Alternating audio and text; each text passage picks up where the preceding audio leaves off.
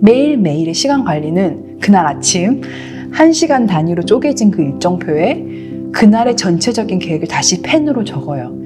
저에게는 이렇게 펜으로 쓰고 관리를 하는 것이 훨씬 더 효과적이고 규칙적으로 지켜지게 하는 힘을 주는 것 같아요. 책을 집필할 시기에는 저는 먼저 나가서 거의 10,000보를 걸었어요. 한 2시간 정도 걷고 집에 오자마자 바로 이렇게 글을 쓰는 루틴을 계속 했었거든요. 어처구니 없이 단순하다고 생각할지 모르겠는데 정말 희한하게도 저한테는 그게 통했거든요.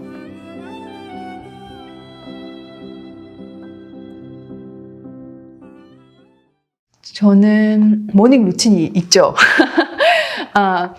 저는 아침을 먹기 전에 3가지를 꼭 하려고 노력해요. 첫 번째로 간단한 글쓰기. 그거는 이제 마음을 훈련할 수 있는 저만의 이렇게 자기 암시 문장, 그걸 반복해서 적어보고, 그건 한 4-5개 문장이겠죠. 그리고 지금 이 순간 내가 느끼는 3가지의 감사한 일들, 그리고 오늘의 일정표를 펜으로 적으면서 만들기, 그리고 오늘 지금 당장 머릿속에 드는 생각을 자유롭게 잠시 적는 것, 그건 5분에서 10분 정도 하는 것 같아요. 그리고 두 번째로 명상 앱을 통해서 Headspace, Waking Up 아니면 Calm이라는 그런 명상 앱을 통해서 한 10분 정도 명상을 하고, 그리고 운동하기, 3번째. 그것은 뭐 집에서 기구나 웨이트로 하는 홈트나 요가나 아니면 어떤 식으로의 몸을 움직이는 행위를 40분 이상 지속하는 것, 그걸 목표로 하고 있거든요. 그리고 일주일에 2-3번은 바다에 가서 서핑을 하기도 하고요. 그래서 아침을 먹고 나면 바로 피아노 연습을 하는 게 제 모닝 루틴이에요. 아침에 하루에 3가지, 오늘 내가 해야 할 일을 조금만 이렇게 수첩에 적거든요. 사실 해야 할 일이 3가지보다 많아요. 한 10가지 이상이 있거든요. 그렇지만 적는 것은 3가지만 적어요. 그래서 그 일을 할 때마다 옆으로 이렇게 줄을 그으면서 체크마크 하면서 했다.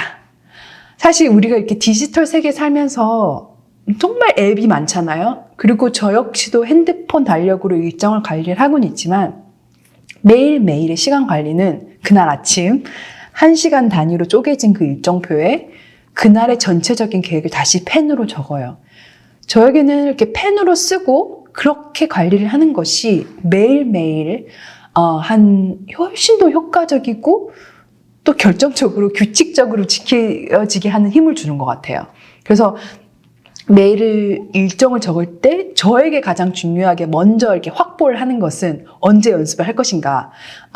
이미 주어진 일정한 연습 시간도 있고 언제 또 2시간 정도 연습을 더 할 수 있을까를 확보를 먼저 한 뒤에, 왜냐하면 그건 저에게 가장 중요한 일이기 때문에 그렇죠. 그 이후에 나머지 덜 중요한 일들, 나머지 일정을 짜거든요. 그래서 저는 일정 관리할 때 휴식 시간이나 운동이나 명상이나 저에게 필요한 몸과 마음의 휴식 시간도 아주 충분히 같이 넣어서 밸런스를 맞추려고 노력을 해요. 그리고 제가 매주마다 하는 거는 그 월요일마다 그 주에 해야 할 일들에 대한 리스트를 만들거든요. 그래서 그 주 안에서 어떤 걸 해야 하는지에 대한 전체적인 브리핑을 제 1인 기업의 CEO로서 대표로 오늘 해야 하는 일은 이 주에 있어서 해야 하는 건 이렇구나. 그리고 저번 주에서는 이게 좀 안 지켜졌구나. 한 5분에서 10분 정도의 브리핑을 혼자서 하기도 하는 것 같아요.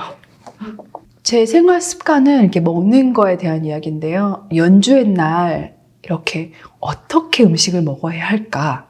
어떻게 해야 최상의 컨디션이었을지를 꾸준히 연구하고 실제로 실험도 하고 저 몸에게 또 나름대로 영양에 대한 책들도 많이 읽으면서 저만의 솔루션을 만들고 지금도 아주 계속 실험 중인데요. 연주날에 최상의 컨디션을 하려고 노력한다면 그 나머지 일상도 그렇게 유지하는 게 저에게는 참 중요하고 또 좋더라고요. 그래서 저에게는 연주날, 그게 카네기홀을 연주하는 날이나 아니면 연습을 하는 일상의 매일의 경계선이 모호하게 저에게 잘 대해주려고 늘 노력을 하거든요. 그래서 평소에도 꾸준히 유지하는 것 중에 하나는 일정한 시간의 공복, 그건 꼭 유지하는 것인데요. 엄격하게 간헐적 단식이라고 정의하진 않는데 확실히 하루에 14시간에서 16시간의 공복은 늘 있는 것 같아요. 저는 피아노를 연주하는 게 머리와 뭐 몸과 마음을 모든 걸 다 쓰는 거거든요. 그런데 그렇게 공복이 있을 때 더 이렇게 제가 깨어나는 것 같아요. 그래서 연주 전에 정말 막 먹는 거는 절대로 하고 싶지 않고 하지 않는 게 처생활 선지선을 유지하는 것 같고요. 그리고 기름기 있는 음식, 고기도 좀 즐기지 않는 편이고 평소에도 잘 먹진 않아요. 그래서 제철 과일, 야채, 신선한 재료로 만들어진 음식을 이렇게 먹기 시작하니까 정말 이렇게 정신이 딱 맑아지고 마음이 평화로워지기도 하고 결정적으로 음악에 더 집중할 수 있게 되더라고요. 저는 음식에 대해서는 8대2 아니면 9대1의 비율을 이렇게 강조를 하거든요. 제 자신에게. 8의 비율을 정말 건강하게 먹고 있다면 2는 조금 덜 건강해도 전체적인 밸런스가 깨져지지는 않더라고요. 그래서 그렇게 건강한 식습관을 규칙적으로 유지하면 또 입맛도 바뀌고 건강한 것이 또 제일 맛있게 느껴지기도 하더라고요. 이렇게 몸도 바뀌고 또 쉽게 그게 그냥 유지가 돼요. 제가 막 이렇게 먹어야 돼 해서 막 저를 막 혹독하게 하는 게 아니라 그게 맛있어요. 그래서 몸과 마음이 건강해지는 그 느낌만큼 중독성이 큰 게 없거든요. 그래서 그 범위를 정말 많이 벗어나지는 않게 되는 것 같아요. 저는 평소에 몸을 움직이는 것의 중요성을 아주 강조를 하는데요. 사실 몸을 우리가 움직여야 마음이 안정이 되고 더 긍정적인 마음을 가지게 되고 무엇보다 제가 가장 중요하게 생각하는 머리를 더 효율적으로 사용할 수 있게 해서 새로운 생각, 아이디어를 떠올릴 수 있게 하는 컨디션이 되는 것 같아요. 저는 여러 가지 운동, 요가, 웨이트 트레이닝, 서핑, 수영, 여러 가지 운동을 하고 있지만 정말 일단 머릿속에 생각이 제일 많을 때는 그리고 또 제 안에 이미 내재된 그 지혜를 이렇게 꺼내고 싶을 때는 일단 걸어요. 걸으면서 머릿속으로 이렇게 음악을 생각하면서 피아노 연습을 하기도 하고 그리고 제가 책을 집필할 시기에는 저는 먼저 나가서 거의 10,000보를 걸었어요. 한 2시간 정도 걷고 집에 오자마자 바로 이렇게 글을 쓰는 루틴을 계속 했었거든요. 책을 쓴다는 게 여러 가지 생각을 정리하고 정말 창조적인 일인데 그 컴퓨터 안에서 앞에서 앉아있으면 2차원적으로 생각을 하기가 쉽거든요. 근데 생각들을 이렇게 걷는 행위를 통해서 머릿속으로 이 생각들을 이렇게 여러 가지로 움직여 보면서 자연스럽게 더 많은 아이디어들이 생각이 나고 또 무엇보다도 제 안에 있는 그 무의식의 잠재적인 생각들과도 쉽게 연결하게 하는 정말 희한하면서도 확실한 효과가 있어요. 그래서 그게 가장 큰 걷기의 힘인 것 같아요. 저의 석사 졸업 연주 때였는데요. 작곡가 슈만 판타지를 연주하고 있었는데 갑자기 이렇게 왼손으로 이렇게 음을 쳤는데 음이 맞는데 그 다음으로 오른손에 연결이 안 되는 거예요. 그런데 그 순간 이렇게 머릿속이 이렇게 하얗게 되면서 이 음이 맞는데 어떻게 된 거지? 이렇게 하면서 이렇게 당황을 했어요. 사람들이 이렇게 큰 사고가 나면은 몸과 영혼이 이렇게 분리되는 그런 경험 있잖아요. 저도 그런 비슷한 경험을 받았던 것 같아요. 이렇게 세상이 멈춰버린 듯한. 그래서 그 부분을 어떻게든 막 해결하려고 노력하면서 막 땀을 막 흘리면서 그 순간이 저에게는 영원같이 느껴졌던 것 같아요. 그런데 또 어떻게 해결을 하고 그 곡 자체가 30분짜리 곡이거든요. 쉬지 않고. 그 실수가 아주 초반에 있었는데 그 나머지 한 27분간의 연주를 또 어떻게 또 잘 맞췄어요. 그런데 그 실수가 문제가 아니라 더 힘들었던 거는 그 실수한 이후부터 제 머릿속에서 있었던 마음의 전쟁이었거든요. 정말 저를 힘들게 하는 그 악마 같은 부정적인 목소리가 너 어떻게 그런 실수를 하니? 하는 소리. 그러면서 또 따뜻한 천사의 목소리가 괜찮아 잘하고 있어. 그렇게 계속 하면 되는 거야. 계속 연주해. 하는 식으로 이렇게 둘이서 막 토론을 하는 거예요. 그때 경험 이후로 제가 또 수많은 연주를 하면서 무대에서 배운 게 하나 있어요. 그거는 제가 얼만큼 연습을 하고 노력하든지에 상관없이 제 마음 안에는 나를 힘들게 하는 그런 악마 같은 부정적인 목소리와 또 무한한 따뜻함으로 저를 격려하는 천사 같은 목소리가 언제나 동시에 존재한다는 사실이었어요.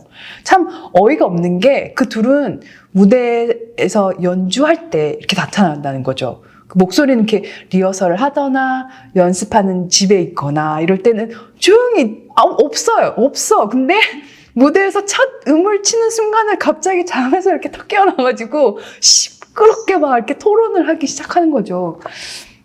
그래서 저는 음악인으로 행복하게 살기 위해서는 이 마음속 전쟁을 다스려야 하는 능력이 필요하구나. 그걸 깨달았거든요. 그러면서 또 느꼈던 것은 김지훈이라는 자아는 이 악마의 목소리도 또 천사의 목소리도 아니구나. 나라는 사람은 이 목소리를 듣고 있는 관찰자일 뿐이다라는 거를 이렇게 느꼈어요. 그래서 저는 지금까지도 연주 중에서 아주 가장 만족스럽고 제 마음 안에서 성공적인 연주는 제 마음속의 그 전쟁이 평소보다 더 조용하고 아주 평화로운 날의 연주거든요. 사실 저는 머리에서 아무런 논쟁이 없는 연주회를 꿈꾸지만 그런 날은 과거에도 없었고 현재도 없고 미래에도 없을 걸 알고 있어요. 근데 지금은 이런 마음의 목소리들을 길들일 수 있고 훨씬 쉽게 예측이 가능하고 어느 정도는 이제 통제가 가능한 단계에 이르렀던 것 같아요. 이제 사자는 옆에 있지만 사자를 길들일 수는 있는 거죠. 사자는 어디 가지 않아 옆에 있어요.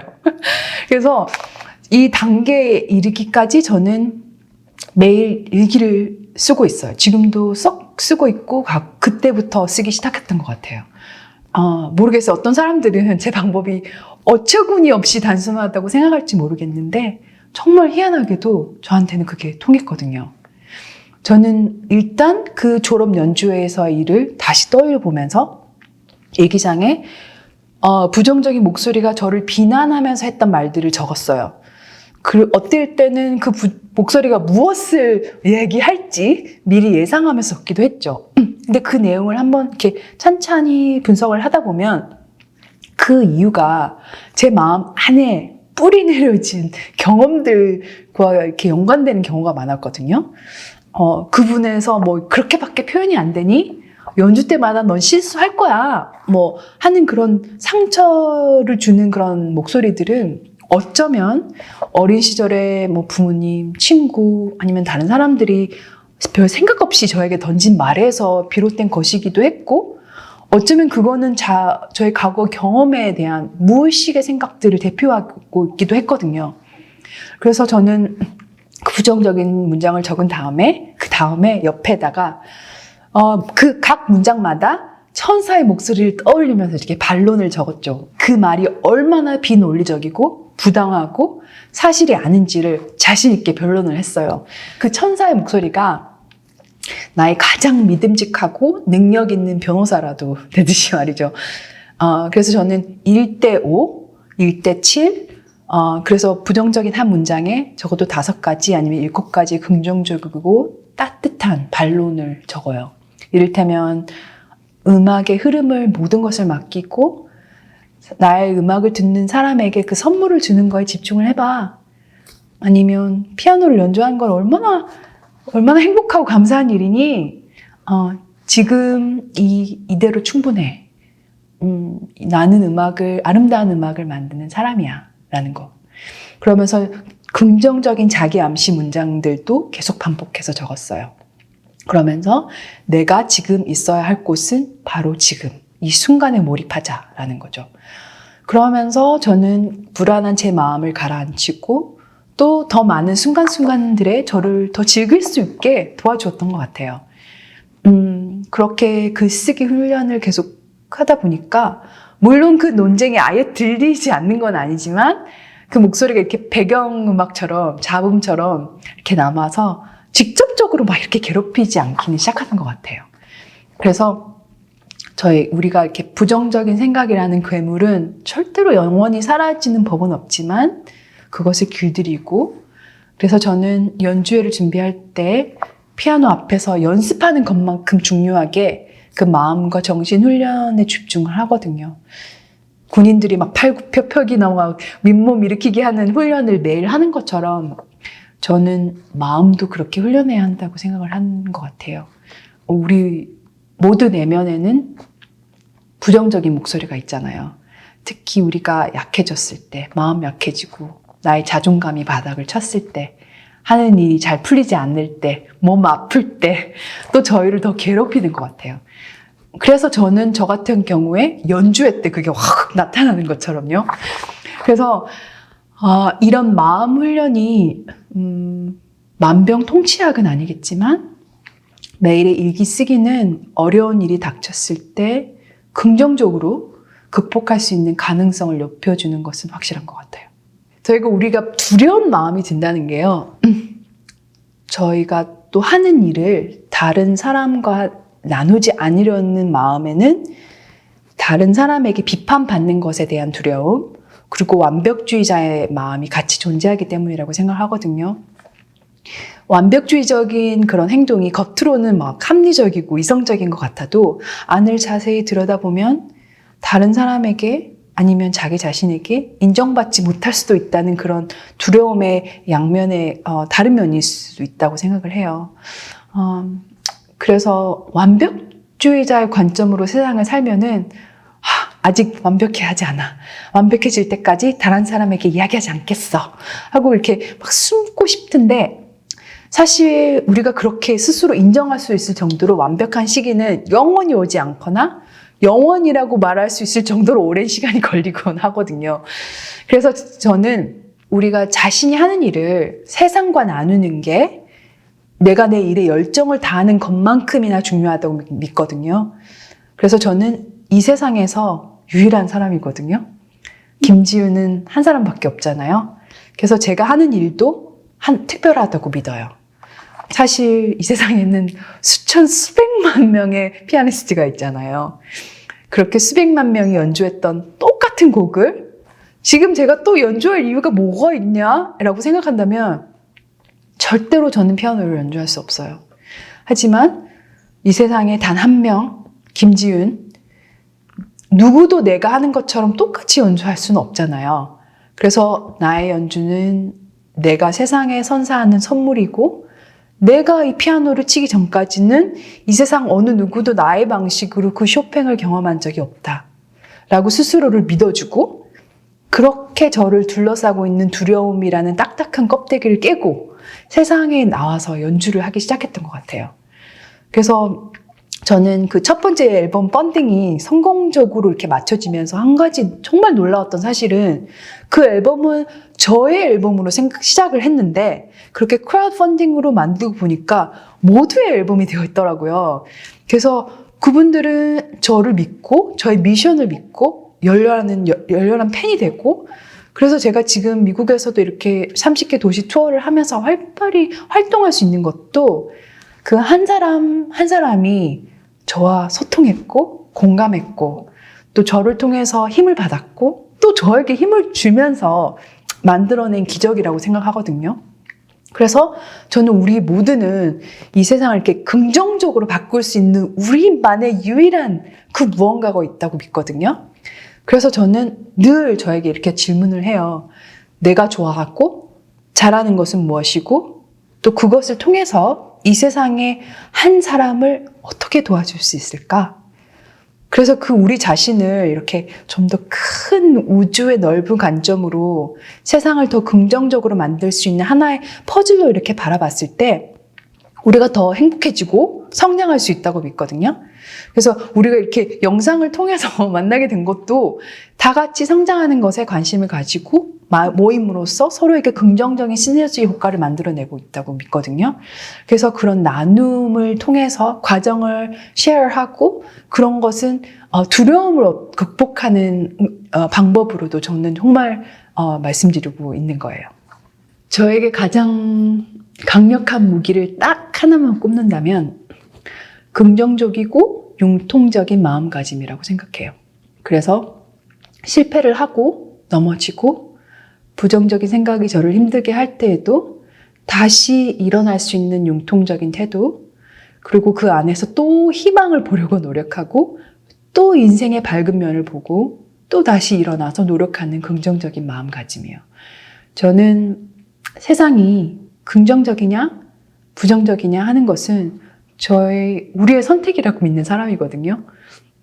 내가 하고 싶은 일의 꿈을 꾸는 것도, 실패를 했을 때 긍정적으로 나를 위로하는 것도, 아주 어려운 시절을 지날 때 또 감사한 일들을 만드는 것도, 그리고 긍정적인 사람들과 소통하고 그런 공동체를 만들고 선택하는 것도, 그리고 아무 일도 일어나지 않아도 꾸준히 성장하고 있다고 믿고 그 과정을 즐기고 오늘을 마지막인 것처럼 열심히 재밌게 사는 것도 우리의 선택이라고 믿어요. 직업도 돈도 없는데 희망을 걸었던 직업까지 떨어지게 되는 상황이 되니까 그 절망의 시기에 새로운 가능성의 문이 열리는 경험을 했거든요.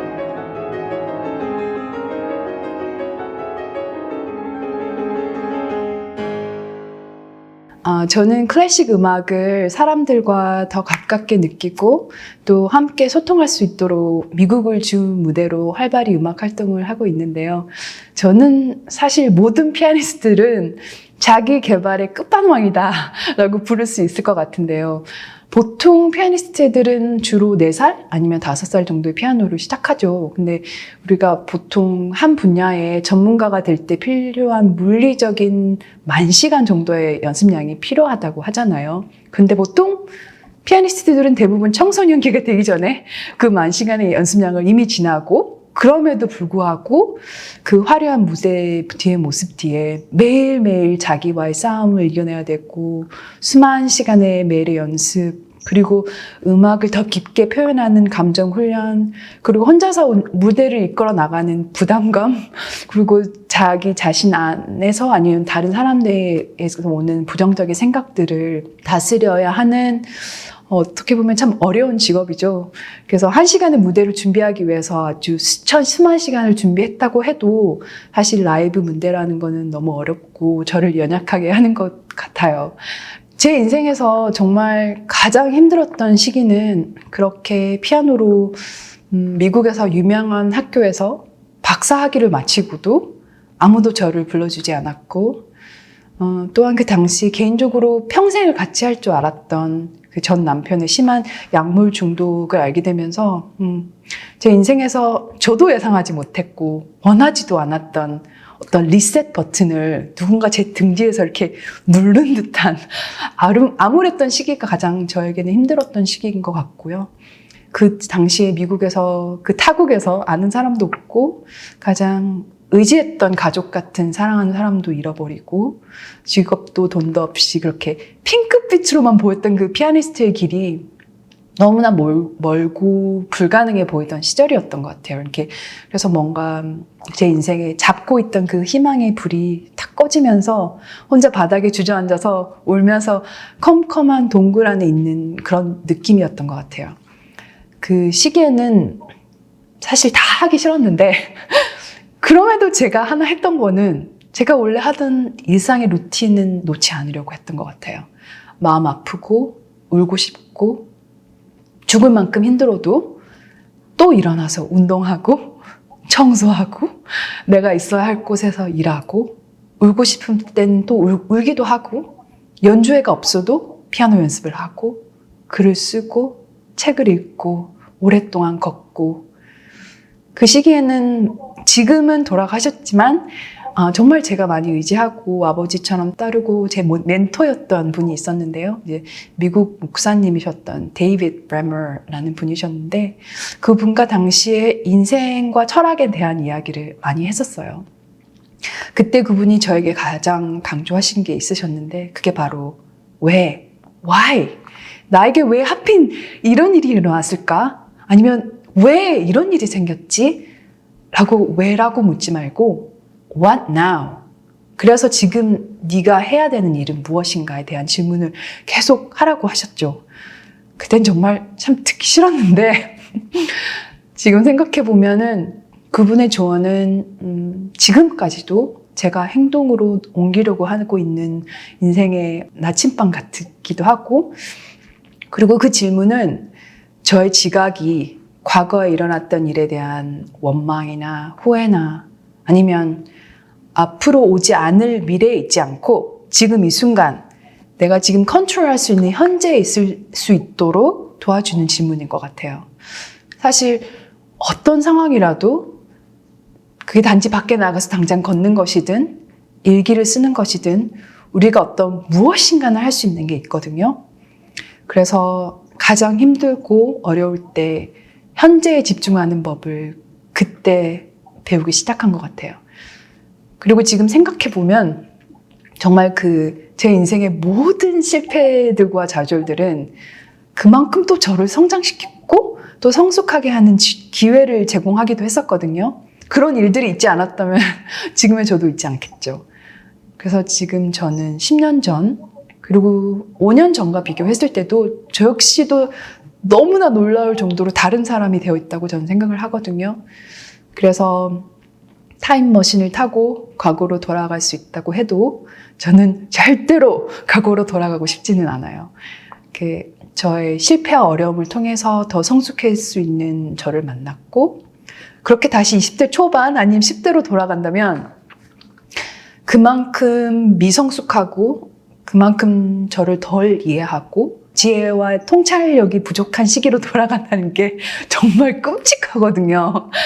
인생이 나이가 들면서 주는 선물이 하나 있다면 그만큼 힘든 경험을 통한 인생을 보는 법, 지혜, 그리고 자유로움인 것 같아요. 그래서 지금 현재 제가 될 수 있는 가장 성숙한 상태라고 믿고요. 그렇게 제가 나이가 들면서 또 앞으로 성장하는 나를 꿈꾸면서 살고 있어요. 제가 샌디에고 대학에서 교수직으로 마지막 3명의 후보로 올랐고, 그 당시에 저는 교수라는 것이 제가 피아니스트의 활동을 계속 할 수 있게 하는 어떤 다른 직업이 아닐까 하는 막연한 생각이 있었던 것 같아요. 박사를 하기도 했고, 그래서 저는 그 직업에 저의 모든 것을 걸고 서부로 이사를 감행하기까지 했었는데 마지막에 떨어졌죠. 당시에 새로운 도시에서 아는 사람도 없고 직업도 돈도 없는데 희망을 걸었던 직업까지 떨어지게 되는 상황이 되니까 정말 막막하더라고요. 그때 생각해 보니까 사실 피아니스트가 된다는 것의 의미에 대해서 한 번도 생각해 본 적이 없더라고요. 머릿속으로 희미하게 박사과정을 받고 나면 뭔가 자동적으로 열리는 것이 있지 않을까라고 생각했던 것 같아요. 그래서 갑자기 세계 투어를 하면서 연주를 하거나 에이전트가 연락이 오거나 어떤 교수 자리에 채용이 되거나 하는 것처럼요. 근데 아무 일도 일어나지 않았죠. 그때 저는 내가 인생을 정말 수동적인 자세로 사회가 정의하는 그 틀 안으로 들어가려고 하고 있구나라는 생각을 처음으로 했어요. 그래서 제게 근본적인 질문을 다시 해봤어요. 내가 정말 하고 싶은 것은 뭐지? 내 인생에서 중요한 것은 뭐지?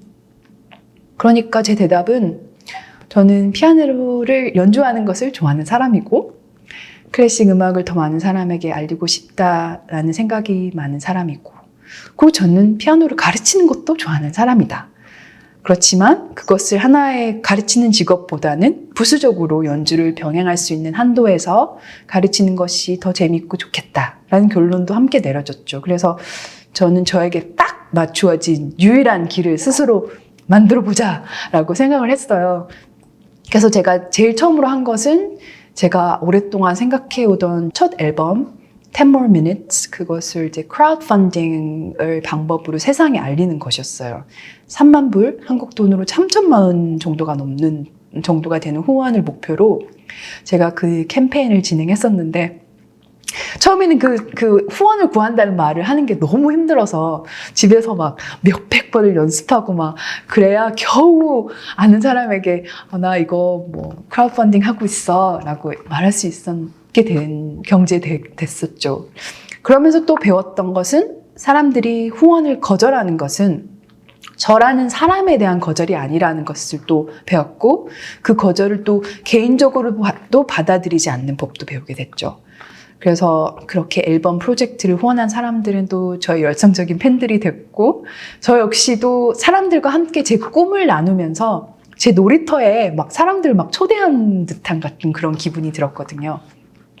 사실 이 시대에서 음악가로 산다는 것은 무대에 서는 것뿐만 아니라 제 스스로 하나의 기업으로 모든 것을 또 다 해야 된다는 것도 알게 되었어요. 공연 기획에서 홈페이지를 만들고, 그래픽 디자인, 이메일 하고, 전화, 마케팅, 그리고 거절당하는 거는 그냥 일상으로 받아들일 수 있는 마음까지. 그래서 저는 사회가 정의한 어떤 직업에서 거절을 당하면서 막다른 길에 부딪혔고, 그 길에 부딪혔을 때 그 길에 주저앉아서 마냥 불평하는 것 대신에 그 이후부터 사회가 정의하는 직장의 모든 모습을 이제 던져버리고 나만의 진짜 직업을 만들기로 작정을 했죠.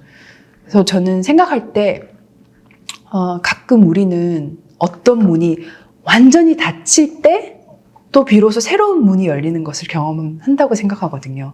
제 인생을 보더라도 그랬던 것 같아요.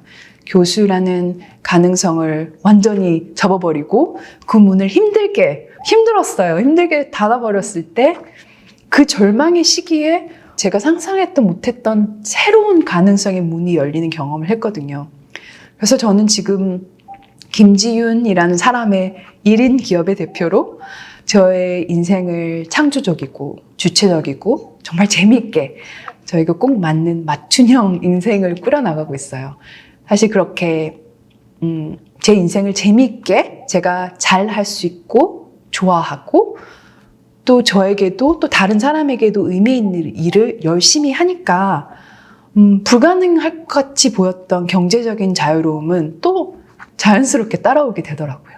저는 사실 어렸을 때부터 음악을 좋아하는 아이였어요.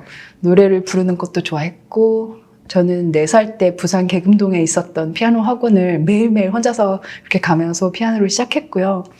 음악을 하는 것을 즐기고 좋아했었던 것 같아요. 그래서 저는 제가 어떤 계기가 있어서 나는 피아니스트가 될 거야 라는 생각보다는 제가 기억하는 한 아주 제 첫 기억도 피아노와 함께 있었고, 사실 제 인생에서 피아노가 없다는 것을 정말 상상할 수 없을 정도로 이미 제 마음속에서 나는 피아노랑 늘 같이 있을 것이라는 확신이 처음부터 있었던 것 같아요. 그래서 저는 음악이 재밌다, 피아노를 더 잘 연주하고 싶다, 그리고 내가 좋아하는 곡을 더 연습해서 연주해보고 싶다, 그런 바람들이 저를 이끌었고, 중학교쯤 되니까 피아노를 사회에서 계속 하려면 예고를 가야 한다고 하더라고요. 그래서 부산 예고 피아노 전공으로 들어가게 되었고, 그렇게 학부를 한국에서 피아노 전공으로 진학했고, 그렇게 또 끝나지 않은 음악에 대한 배움의 갈증으로 20년 전에 미국으로 유학을 가게 되었고, 미국 인디아나 대학에서 석사와 박사 과정까지 마치게 되었죠. 그래서 제 나이가 한국 나이로 42살이거든요. 그러면 사실 38년간 피아노를 쳐왔는데요. 사실 솔직하게 말씀드리면 아직까지도 저는 피아니스트라는 직업의 정의를 잘 모르겠어요. 피아니스트라는 게 피아노를 연주하는 사람이라는 뜻이라면 박사학위를 받아야만, 아니면 어떤 콩쿠르에서 1등을 해야만 피아니스트가 되는 건 아니라고 생각하거든요. 그래서 그 정의가 정말 모호하죠.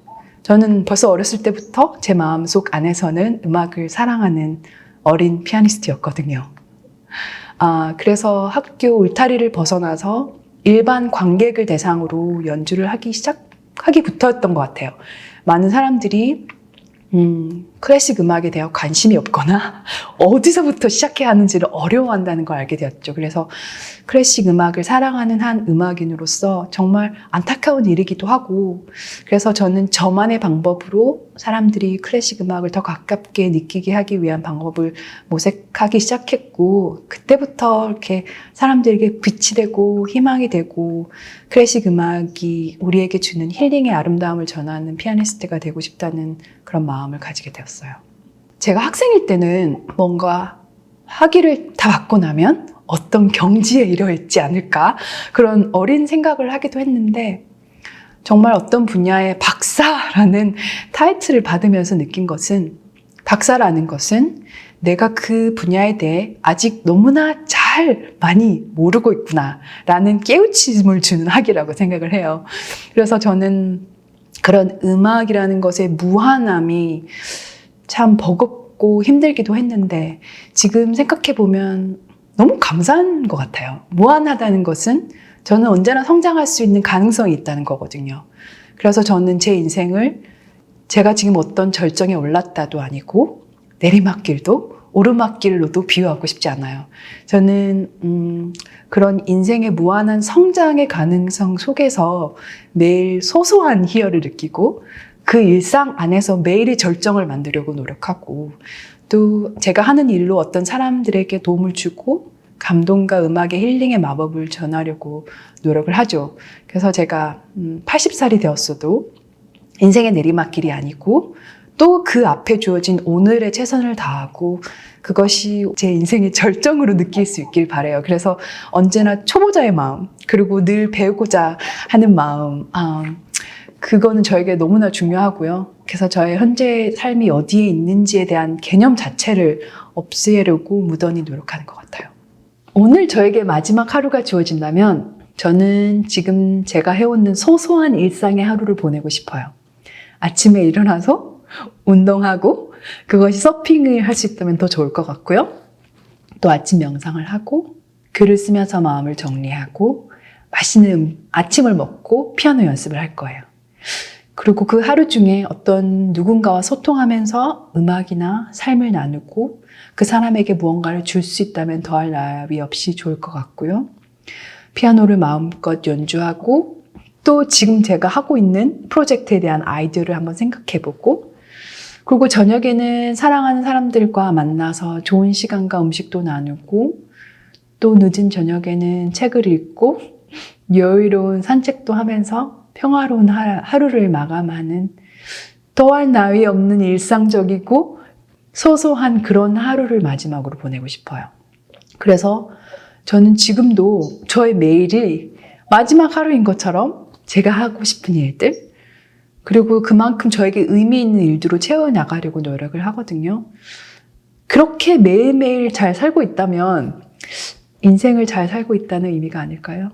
그래서 저는 제 100만 번의 상상이라는 책을 통해서 수십 년간 피아니스트로 모아온 무대 뒤의 삶의 지혜들을 적어 보았는데요.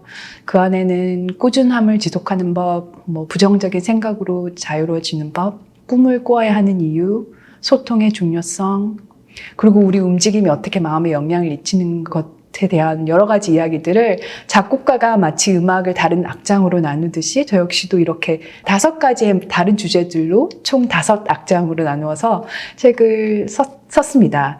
이 책은 아마 어떤 한 피아니스트가 단지 타고난 재능으로 어떻게 음악가의 삶을 꾸며 나가는가가 아닌 어쩌면 지극히 평범할 수 있는 4살짜리 아이가 음악을 사랑하는 그 마음 하나로 지난 40년간을 어떻게 꾸려나갔는가에 대한 투쟁의 기록에 더 가깝다고 할 수 있어요. 그래서 무대를 나가기 전에 언제나 무대 감독이 무대로 나가는 손을 이렇게 잡고 저에게 얘기하죠.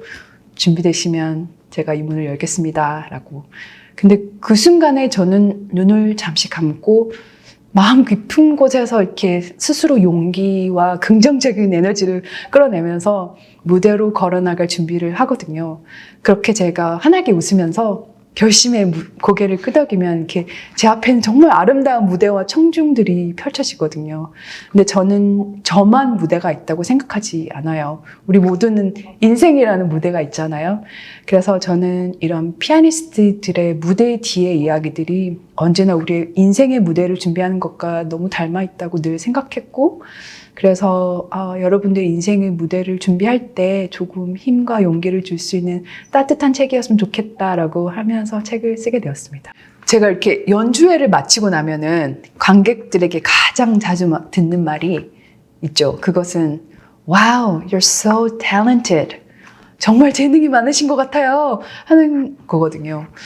사실 저희 모두는 누군가가 특별한 재능을 타고나고 그렇게 천재성이나 영재에 대한 로망이 있는 것 같아요. 특히 음악 세계에서는 더 그렇죠. 그런데 삶이라는 게 그렇게 누군가는 있고 그 누군가는 없다라는 재능의 흑백 논리로 정의하기에는 그렇게 간단하지는 않잖아요. 보통 우리가 간과하고 있는 현실은 그 천재라고 우리가 정의하는 사람의 무대 뒤에서 얼만큼 엄청난 노력을 꾸준히 해왔고 저희가 보는 것은 단지 그 꾸준함의 결실, 아주 정말 빙산의 일각 같은 결실이란 사실이죠. 저는 지금 평균 4시간 정도 하루 연습을 하는데요. 38년간 연습을 했다면 수만 시간의 연습을 했다는 얘기거든요. 저는 피아노 연습을 일주일 이상 평생 쉰 적은 없거든요. 우리가 흔히 말하는 천재의 아이콘 모차르트는 7살이 되었을 때 벌써 10,000시간의 연습량을 채웠다고 하거든요.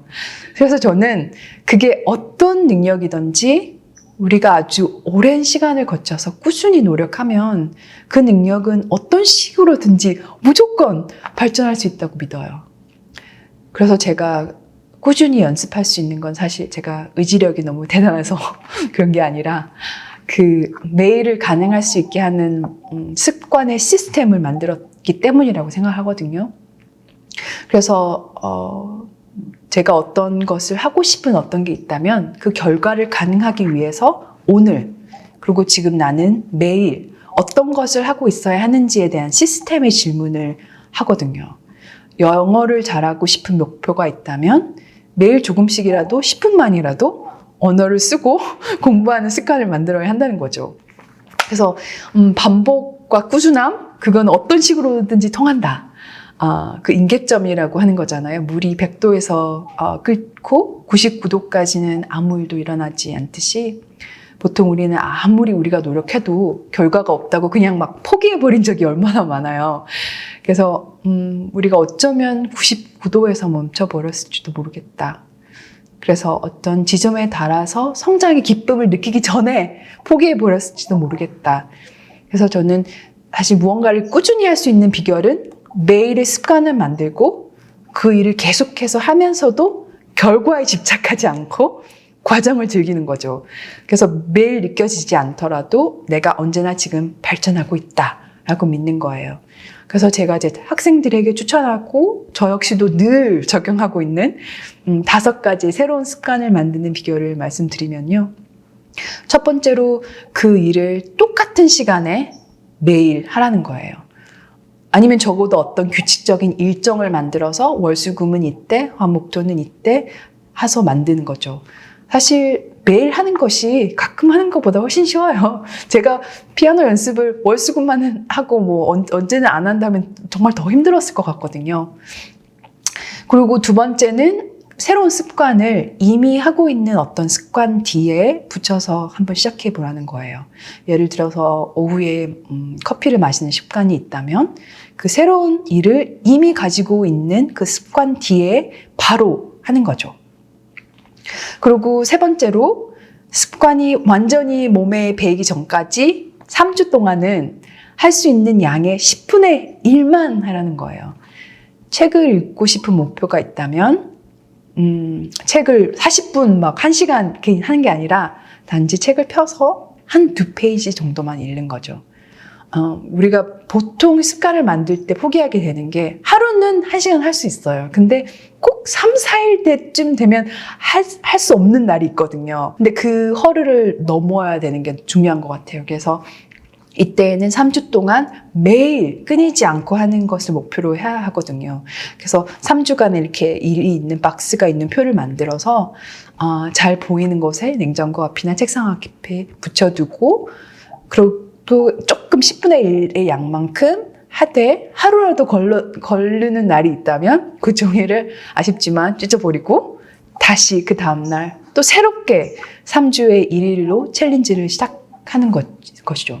그리고 4번째로 그 3주의 습관이 결과를 만들었다면 그 다음 레벨로 올라가야죠. 다음 레벨은 66일의 습관 만들기를 도전하라는 건데요. 보통 전문가들이 어떤 한 사람이 습관을 만드는 데는 뭐 3주에서 6개월 그게 다 이렇게 차이가 있다고 해요. 근데 66일이라는 숫자는 그냥 어떤 중간 지점이라고 생각하셔도 될 것 같고요. 인터넷에 보면은 66일의 습관 만들기 달력들이 아주 많아요. 그래서 그런 거를 다운로드 하셔서 그게 꼭 66일이 아니고 90일이나 60일 정도라도 괜찮아요. 적어도 두 달에서 세 달은 걸린다는 이야기죠. 근데 저는 그런 스트럭처가 좋거든요. 66일. 딱딱 떨어지는 그런 느낌? 그래서, 그 66일을 챌린지로 그 습관을 만드는 거를 하는데, 이때 적용하는 것이 이틀의 법칙이에요. 이때는 하루를 걷는다고 해서도 그냥 종이를 찢어버리는 게 아니라, 하루는 쉴 수 있는데, 이틀 연속으로는 쉬지 말라는 거예요. 근데 이 이틀의 법칙을 제가 습관을 만들면서도 늘 적용을 하다 보니까 뭔가 저에게도 이렇게 괜찮아. 내일 또 하면 되잖아. 이렇게 좀 자유로움을 주기도 하면서 좋더라고요. 그래서 저는 지금도 꼭 습관 만들기가 아니더라도 이틀의 법칙은 많은 분야에서도 지속적으로 적용을 하고 있는 법칙인 것 같아요.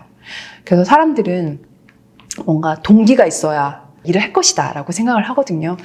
근데 저는 반대로 행동을 하고 있으면 동기가 생긴다고 생각을 하거든요.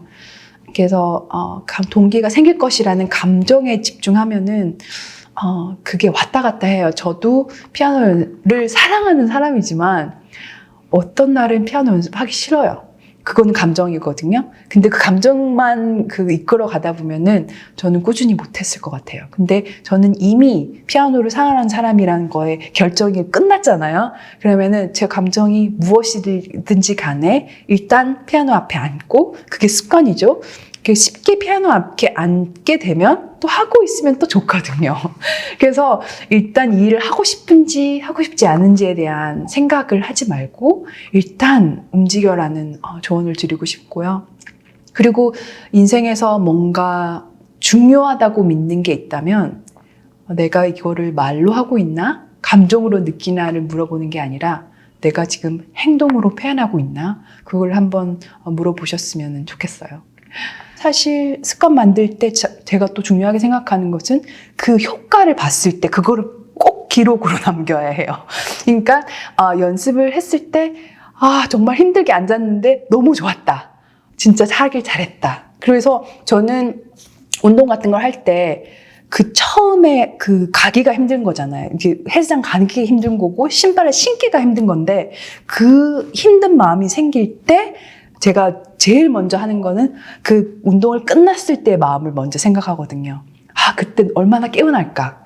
그리고 연습 끝났을 때 얼마나 이렇게 성취감, 그런 걸 이미 이렇게 마음속으로 한번 상상을 해봐요. 그러면은 그게 가는 게 쉽거든요. 그래서 조금이라도 이렇게 긍정적인 결과를 맛보셨다면 그거를 이렇게 기억하려고 꼭 적지 않아도 좋았다. 오늘 뭔가 몸이 건강한 느낌인데? 그런 거를 자꾸 그 기로를 만들어야 될 것 같아요. 그 마음과 경험의 기억. 그래서 하고 싶지 않은 생각이 들 때마다 그 기억을 잘 생각하는 거예요. 그때 참 좋았는데. 그러면 그 영어 공부 같은 것도 했을 때 뭔가 이렇게 성취감, 아니면 어떤 사람 했을 때 내가 좀 늘었구나 영어가, 이렇게 했을 때 막 빨리 적어 놓는 거예요. 이렇게 매일매일 하니까 이런 효과가 있구나, 너무 좋다. 하다못해 친구랑 얘기를 할 수도 있고요. 그렇게 하다 보면은 정말 처음에 생겨나는 그 장애물의 그 마음의 힘듦을 이렇게 쉽게 넘어가는 것 같아요. 그래서 저도 피아노 연습이 그렇게 지금 38년간 하더라도 매일매일 그 허들이 또 있거든요. 그래서 빨리 넘어야 돼요. 그 넘는 거는 앉거나 행동으로 먼저 하거나 행동을 하기 전에 그 긍정적인 마음을 이미 확 느끼면서 앉는 거야. 좋겠지. 좋을 거야. 좋을걸? 그러면은 앉고 나면은 좋았네. 역시. 그래서 저는 연주 여행 말고 개인적인 여행을 갈 때도 가장 먼저 하는 것이 호텔이나 비행기 표를 끊는 게 아니라 그 도시에서 어디서 연습할 수 있지? 하는 것을 먼저 알아보는 거거든요. 저에게서 가장 이상적인 휴식과 여행이라는 것은 아주 어떤 멋진 곳에 여행을 하면서도 피아노 연습을 아주 조금이라도 매일 할 수 있으면 제 마음이 제일 편안하고 완벽히 쉴 수 있는 것 같아요. 근데 그것은 누가 뭐 피아노 연습해라고 시켜서 그런 게 아니라 저는 제가 사랑하는 피아노가 같이 있어서 그 경험이 배가 되는 것 같거든요. 그래서 저는 이렇게 연습의 양보다 질과 효율성이 정말 중요하다고 생각을 해요. 어렸을 때는 정말 하루에 10시간, 뭐 7시간, 8시간씩 하는 그 물리적인 시간이 중요하다고 생각을 했었는데 나이가 들고 경험치와 이렇게 지혜가 늘면서 양보다 더 중요한 것은 어떻게 그 전략을 어떻게 연습을 하는 것이라는 것이었어요. 근데 음악가들이 보통 어렸을 때부터 레슨 받을 때 스스로 연습하는 방법론에 대한 것을 같이 배우거든요. 이렇게 운동선수로 비교하자면, 저는 운동선수이면서 또 매일매일 자신을 훈련해야 하는 것을 이해하고 계획하는 코치이기도 한 거거든요. 그래서 보통 하루 연습을 하기 전에 연습 일지 공책에다가 오늘 나는 연습을 무엇을 할 것이고 그 어려운 부분을 어떻게 연습할 것인가에 대한 계획을 적고요. 그리고 사실 피아노 연습에 있어서 무엇보다 중요한 것은 그 연습에 대한 비전이거든요. 내가 이 곡에서 무엇을 표현하고자 하고 또 궁극적인 소리의 색깔, 음악적인 선의 라인 그런 거는 단지 육체적인 연습으로 되는 게 아니라 오히려 피아노에서 떨어져서 생각을 해야 생기는 거거든요. 그래서 저는 연습의 4분의 1 이상은 피아노 앞에서 있는 게 아니라 떨어져서 정신적으로 그리고 마음으로 그리고 머릿속으로 하는 연습을 꾸준히 하고 있어요. 뭔가 마음속에서 이렇게 불이 확 켜지는 듯한 느낌을 받았어요.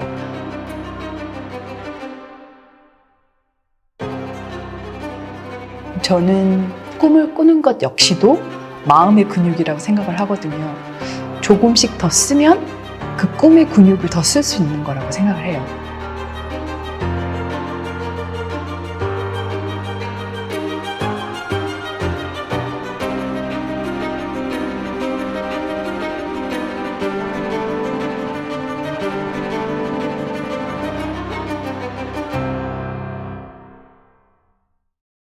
피아니스트의 꿈을 안고 한국에서 학부를 마치고 미국으로 유학을 갔고 정말 그렇게 모든 게 가능할 것 같았거든요. 그때는 박사를 마칠 때까지도 그 판타지는 계속 됐었던 것 같아요. 좀 막연히 공부를 하면은 뭐도 되겠지 뭐 이런 생각이 있었거든요. 그런데 이렇게 실제로 마주한 현실은 너무나 달랐어요. 그 당시에 제 친구가 한번 이렇게 카네기 홀에 있었던 그 연주를 갔다가 그 세계적인 피아니스트 미치코 우치다에게 그 카네기 홀 엽서를 주면서 Why not? 또 안 될 것은 무엇인가? 라는 메시지를 저를 위해서 좀 적어달라고 부탁을 해서 그 엽서를 저에게 선물을 줬어요. 근데 카네기 홀이라는 것은 사실 모든 음악가의 로망이자 꿈의 무대이기도 하고요. 저 역시도 그 무대를 한 번쯤 꿈꿔보기는 했지만 뭔가 이렇게 너무 불가능해서 그냥 접는 꿈 있잖아요. 그런 거였는데 그 엽서를 이렇게 딱 보는데 그래 또 안 될 건 뭐지? 하는 생각이 들면서 그 무대에 대한 꿈을 꾸기 시작했던 것 같아요. 그래서 바로 그 다음날에 또 잠이 안 오더라고요. 그날도. 그래서 9시가 되기를 이렇게 기다렸다가 그 카네기 홀 오피스에 전화를 했어요. 저 피아니스트 김주윤이라고 하는데요. 거기서 연주하려면 어떻게 해야 하나요? 이렇게 그 질문을 하면서도 제가 참 엉뚱하다라고 생각하겠다라는 생각도 들었고 이 사람은 이런 전화를 아마 하루에 막 수백 건을 받겠지? 이런 생각도 들더라고요. 근데 다행히도 그 여자분이 전화 끊고 연습이나 하세요 막 이러는 말이 아니라 뭐 어떻게 하면 해나기를 해서 연습할 수 있는 거에 대한 엄청난 절차들을 이렇게 설명해 주었었거든요. 그래서 저는 전화를 끊고 이렇게 가만히 앉아 있는데 뭔가 마음속에서 이렇게 불이 확 켜지는 듯한 느낌을 받았어요. 그것은 이게 단지 몽상이나 꿈이 아니라 제가 꾸준히 노력해서 앞으로 나아간다면 가능할 수 있는 현실 가능한 목표로 들렸거든요. 그래서 저는 그 전화 통화 이후에 2년 뒤에 2017년 12월에 카네기홀 전석 매진 데뷔를 하게 되었고요. 그렇게 무대로 나가서 마이크 앞에서 저는 관객에게 처음 이렇게 얘기했죠. 제 꿈에 오신 것을 환영합니다. 그래서 제 피아노 학생들에게도 저는 가끔 피아노에 관련한 한번 방대한 꿈을 한번 꾸어보라고 제안을 하거든요. 그때마다 제가 그랬듯이 제 학생들이 이제 꿈을 꾸는 것을 아주 어려워한다는 것을 알았어요. 우리 스스로가 남들이 뭐라 하지 않아도 먼저 자신을 어떤 상자에 이렇게 놓고 한계를 먼저 그어버리는 것 같아요. 저는 꿈을 꾸는 것 역시도 마음의 근육이라고 생각을 하거든요. 조금씩 더 쓰면 그 꿈의 근육을 더 쓸 수 있는 거라고 생각을 해요. 그러면 도대체 왜 꿈을 꿔야 하는지. 제가 생각하기에는 꿈을 꾼다는 것은 지금 그게 이루어지지 않는다고 해도 우리에게 어떤 방향성을 제시하기 때문에 중요하다고 생각해요. 인생을 조금 천천히 가더라도 괜찮아요. 그런데 우리의 방향을 우리가 가고자 하는 쪽으로 가게 하면서 노력하면 언젠가는 우리가 준비되고 또 인생의 타이밍이 맞았을 때 그 꿈이 우리를 찾아오는 날이 있거나 그 꿈이 이루어지지 않더라도 우리가 지금보다 더 성장할 수 있는 계기가 된다고 생각하거든요. 그래서 저는 실패 가능성이 전혀 없다면 나는 무엇을 할까? 라고 질문을 한번 해보라고 제안을 드리거든요. 그리고 그 질문 대신에 이제는 실패하더라도 내 인생에서 내가 중요하게 생각하고 또 도전해 볼 만한 그것은 무엇인가? 라고 한번 질문을 해보셨으면 좋겠어요. 저는 이 두 번째 질문이 우리의 인생을 이끌 수 있는 열쇠를 가지고 있다고 생각하거든요. 제가 생각했을 때 꿈을 꾸는 연습을 할 때 중요한 두 가지가 있어요. 그게 어떤 꿈이든지 간에 종이에 그 꿈을 적어 놓는 것이고요. 그리고 두 번째는 그 꿈에 더 가까울 수 있도록 내가 할 수 있는 아주 가장 작은 행동을 오늘 지금 당장 하는 거예요. 저는 카네기홀 오피스에 전화를 걸었던 것처럼요. 그래서 꿈과 행동력이 이렇게 만나면 인생에 엄청난 이렇게 시너지 효과를 만들어내면서 우리의 인생을 어떤 방향으로 이렇게 끌고 갈 수 있다고 저는 믿어요. 저의 앞으로의 꿈은 개인적으로 꿈을 꾸는 것을 멈추지 않는 것이 제 꿈이고요. 그래서 제 평생을 걸쳐서 새로운 아이디어를 계속 시도하고 그 음악을 사랑하면서 클래식 음악을 다른 사람과 나누고 70살, 80살이 되었을 때도 꾸준히 뭔가를 위해서 제가 잘 사용되어지기를 바라요. 그래서 저는 인생을 멀리 큰 호흡으로 바라보고 마라톤처럼 페이싱을 잃지 않으려고 노력하는 것이 제 꿈이기도 하고요. 저에게는 꿈과 그리고 이루고자 하는 목표나 그것의 성취는 다른 의미거든요. 꿈은 저에게 방향성을 제시하고 그 안에서 제가 이루고자 하는 목표들은 그게 실패를 한다고 하더라도 저에게 그만큼의 경험과 지혜를 주기도 하고 사실 그 일을 향해 노력하는 과정 자체가 저의 목표거든요. 사실 이번에 제가 한국에 있는 클래식 음악 에이전시는 툴 뮤직 아티스트로 이렇게 한국 활동을 처음으로 곧 시작하려고 하고 있거든요. 그래서 제가 하고 있는 미국에서의 활발한 음악 활동뿐만 아니라 또 한국 관객들과 또 독자들과 나누고 또 그런 음악 활동하는 것이 제 지금 가장 최근의 계획이기도 합니다. 사실 클래식 음악이 미국에서는 특히나 나이 드신 관객들이 많고 젊은 세대의 관객을 찾기가 힘들거든요. 그래서 더더욱이나 그 클래식 음악의 전통을 활발히 이어나가는 게 점점 더 힘들어지는 게 사실 현실이에요. 그렇지만 이렇게 클래식 음악을 사랑하고 그 누구보다 그 힐링의 마법을 알고 전하고 싶은 한 음악인으로서 정말 안타까운 사실이거든요. 근데 사실 제가 제 세대의 사람들을 만나서 음악에 대한 이야기를 직접 나누고 그렇게 소통하면서 음악을 연주를 하니까 더 많은 사람들이 클래식 음악을 좋아해 주시고 또 그만큼이나 관심을 더 가져주시더라고요. 그러면서 제가 느낀 거는 우리가 현대 사회를 살면서 고전 음악이라는 것을 나눌 때 그만큼이나 고전 음악의 틀을 현대화시키는 것도 우리 음악인들의 몫이 아닐까라는 생각을 했고, 그러면서 사람들과 같이 감동하고 또 같이 소통할 수 있는 것에 희열을 느끼거든요.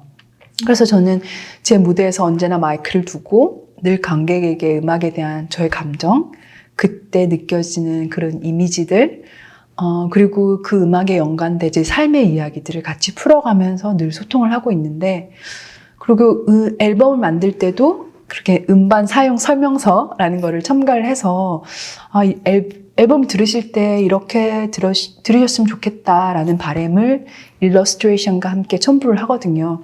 사실 그게 너무 거창한 것도 아니거든요. 제 첫 앨범 그 10 More Minutes 앨범 설명서에는 여러 가지 이렇게 해달라는 것에 첫째로 당신의 인생에서 1시간을 빼주세요.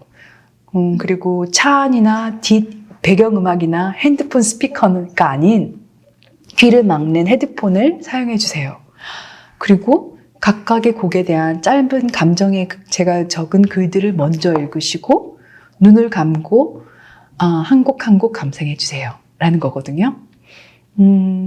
그래서 제가 지금 진행하고 있는 시음이라는 앨범과 콘서트는 시와 음악을 함께 해서 만든 작품이고요. 나태주 시인님과도 함께 콜라보를 했던 작품이기도 한데요. 그 앨범 설명서에는 시를 같이 읽으면서 음악을 감상하고 그 음악을 나누고 싶은 그 누군가에게 그 페이지를 찍어서 나누라는 제안이 들어가 있거든요. 그래서 제가 클래식 음악을 하면서 느낀 것이 사람들이 음악을 어떻게 들으면 좋겠다라는 것에 대한 이야기를 아무도 해주지 않았구나라는 거였어요. 그래서 사람들이 앨범을 사고도 그냥 차에서 아니면 음식 먹을 때, 음식 할 때 뒷배경으로만 그렇게 감상하는 경우가 많더라고요. 그래서 저는 이렇게 한번 들어봐 주세요 라는 더 친근한 방식으로 그렇게 보이지 않는 관객과 더 깊게 소통할 수 있는 그런 다리를 놓아서 그런 방법들을 제안한 것이었어요. 그래서 저는 정말 음악이라는 게 클래식 음악이 지식이 없어도 마음으로 느껴지는 거거든요. 근데 보통 클래식 음악을 딱딱하게 느끼는 이유가 뭐가 알아야 된다고 생각하거나 뭐가 배경 지식이 있어야 한다고 생각하거나 어떤 형식을 따라야 한다고 생각하기 때문에 그 안에 이렇게 벽이 생기고 그래서 그 음악이 주는 아름다움을 더 느끼기 힘든 상태가 되는 것 같아요. 그래서 제가 하고 있는 노력들은 그 음악의 메시지 자체를 마음으로 느낄 수 있도록 제가 매개체 역할을 하려는 거예요. 그래서 왜냐하면 그 음악이 주는 힘을 알고 있기 때문에 그만큼 더 많은 사람들과 나누려고 하는 거죠. 그래서 연주자라는 것이 음악을 전하는 그 메시지를 전달하는 전달자 역할이잖아요. 연주에서 음악을 그 작곡가가 펜으로 그 까만 악상들이 살아있는 음악이 되기 위해서는 연주자를 통해야 하잖아요. 그래서 그 연주자는 그런 음악이라는 물을 담고 있는 컵과 같다고 생각을 하거든요. 그래서 관객은 이렇게 컵을 들고 마시면서 그 컵의 안에 담긴 그 음악을 느끼고 감상을 한다는 거죠. 그래서 컵의 역할을 한다는 건 생각보다 좀 어려운 일이에요. 왜냐하면은 제 생각을 형용 색깔 막 플라스틱으로 막 컵을 하면은 사람들은 작곡가의 원래 의도를 이렇게 영영 알 수 없을지도 모르죠. 그래서 저라는 사람을 통해서 음악이 표현될 수밖에 없지만 그럼에도 음악의 원래 의도가 잘 반영될 수 있도록 늘 노력을 하거든요. 그래서 한 번은 이렇게 제 연주가 마친 후에 중년 정도 되어 보이는 이렇게 여자 관객이 이렇게 다가와서 몰래 이렇게 손에 편지를 이렇게 딱 쥐어주고 떠난 적이 있어요. 그래서 관객과 인사를 다 마치고 혼자 이렇게 호텔에 돌아와서 쉬다가 그 편지 있었지? 이러고 이렇게 읽어봤는데 그 안에 이렇게 지윤 씨 이러면서 오늘 저녁 그 지윤 씨 연주에서 저는 음악을 들으면서 제 어린 시절의 제 모습으로 돌아갔어요. 그곳에서 저의 엄마를 다시 한번 만날 수가 있었어요. 그러면서 전 엄마와 다정하게 이야기를 했고 엄마의 손을 이렇게 만지는 듯한 경험을 했어요. 근데 엄마는 몇 년 전에 돌아가셨는데 하지만 저는 그 엄마를 마음속으로 보내드리지 못해서 몇 년째 이렇게 힘든 나날을 보내고 있었는데 오늘 그 연주에서 마법에 걸린 것처럼 몇 년 동안 할 수 없었던 그 엄마의 마지막 인사를 하는 듯한 경험을 했다고 하면서 정말 내일부터는 새로운 시작을 하루를 시작할 수 있을 것 같다고 엄마가 하늘에서 저를 보고 웃고 계신 것 같다고 너무 감사하다는 그런 메시지였거든요. 근데 저는 그 순간에 저 역시도 음악의 힘과 마법에 감동을 했고 그 음악의 매개체가 될 수 있다는 것에 너무너무 감사했거든요. 그래서 저는 제가 했다고 생각하진 않아요. 음악이 했거든요. 음악이 다 했다. 저는 피아니스트라는 직업이 아주 외로운 직업일 수 있거든요. 무대에 혼자. 그런데 사실은 음악을 통해서 수많은 사람들과 이렇게 영혼의 단계로 연결될 수 있는 정말 매력적이고 의미 있는 일이라고 생각을 해요. 그래서 나에게 클래식 음악이란 신이 인간에게 주신 위로의 선물이다. 저는 우리 모두가 인생의 무대에서 여러분들만의 꿈으로 여러분들만이 할 수 있는 그 아름다운 인생의 연주가 있다고 믿거든요. 그래서 그 여러분들의 그 여정과 꿈을 열렬히 응원하고요. 그리고 곧 한국에서 제 책의 제목인 100만 번의 상상의 북 콘서트, 말 그대로 저에게는 인생의 이야기가 있는 책과 그리고 클래식 음악이 함께하는 그런 이벤트가 있을 것 같고요. 또 한국에서 무대에서 피아니스트로 또 만나 뵐 수 있기를 바라요. 제 소셜미디어 인스타그램이나 페이스북 팔로우 하시면은 그 소식 더 쉽게 받을 수 있을 것 같고요. 아니면 제 유튜브 채널이나 미국에서 영어로 진행하고 있는 제 팟캐스트 Journey Through Classical Piano라는 매개체를 통해서도 저와 소통하실 수 있을 것 같아요.